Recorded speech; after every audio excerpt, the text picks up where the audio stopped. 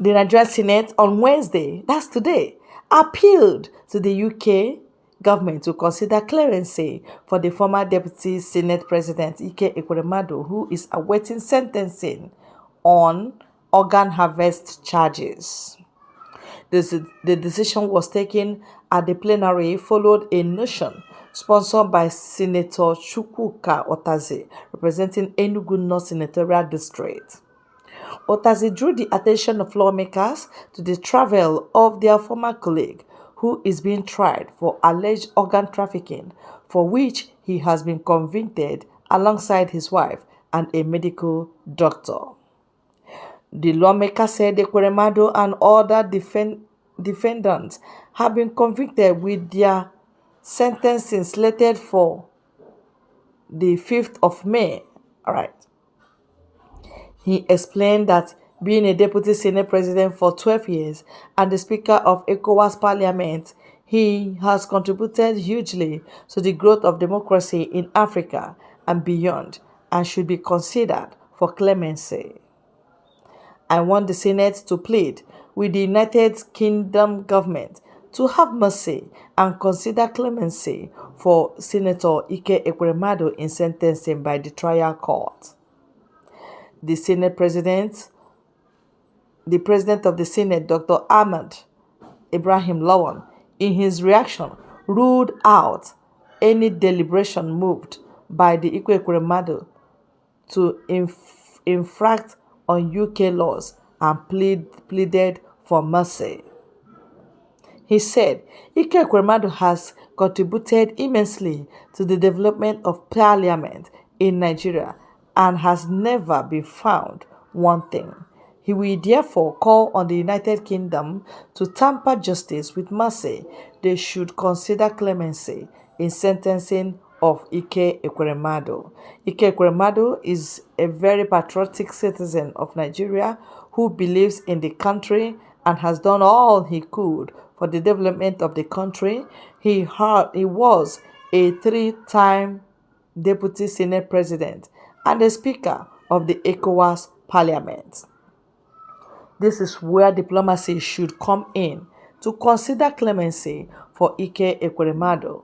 I have personally written a letter pleading for clemency for Ekweremadu 3 weeks ago, which I delivered to the UK diplomatic mission in Nigeria. And I am not saying people should not do their work, but I only plead that in sentencing, they should tamper justice with mercy, particularly that he has not committed the offense before.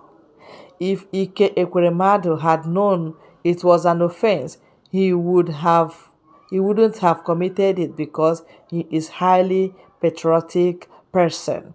Okay, that's what is coming from Nigerian Senate. Well, to me, I think it's coming too late. It's coming too late. They should have been writing this beforehand as a house, so that it will not even get to this.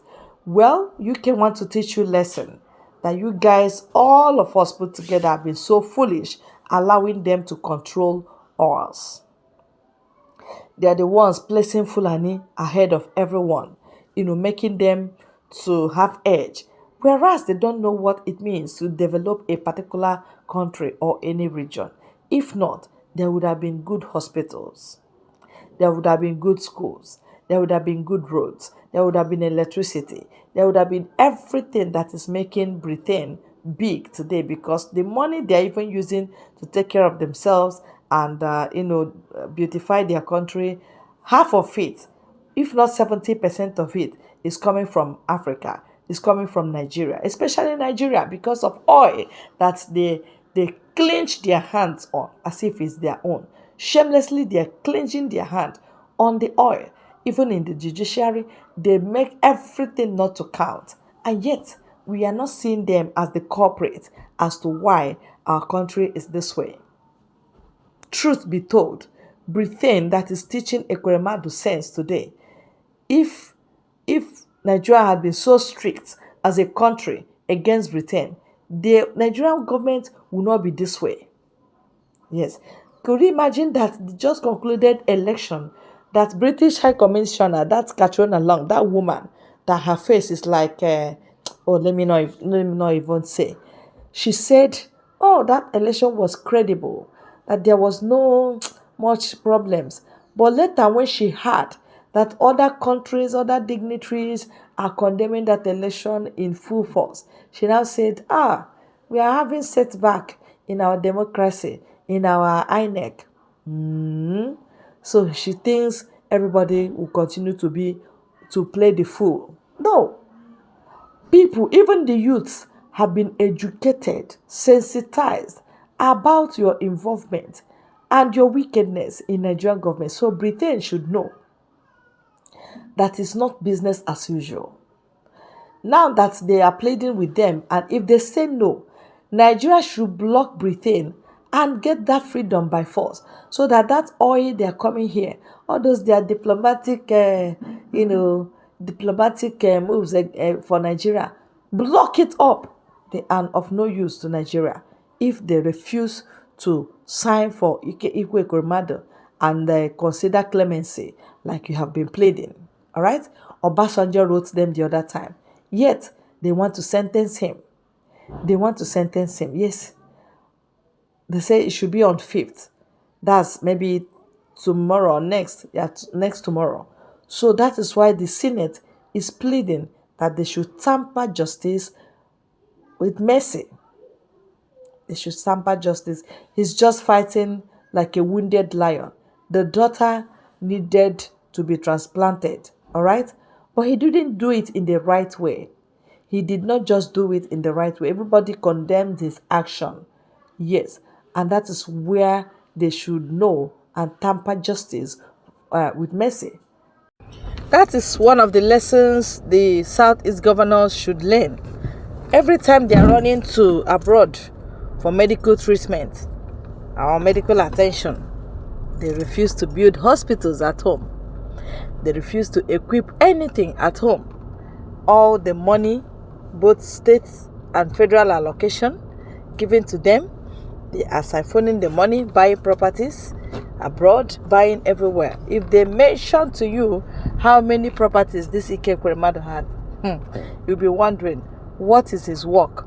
How many years? And then why will it be only properties for himself that he will do? You know? All these things baffle people. How Africans reason.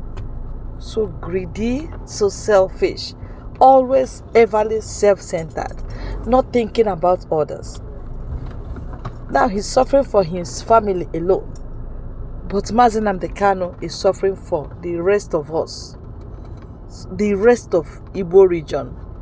Biafrans. You see the difference? That's the truth.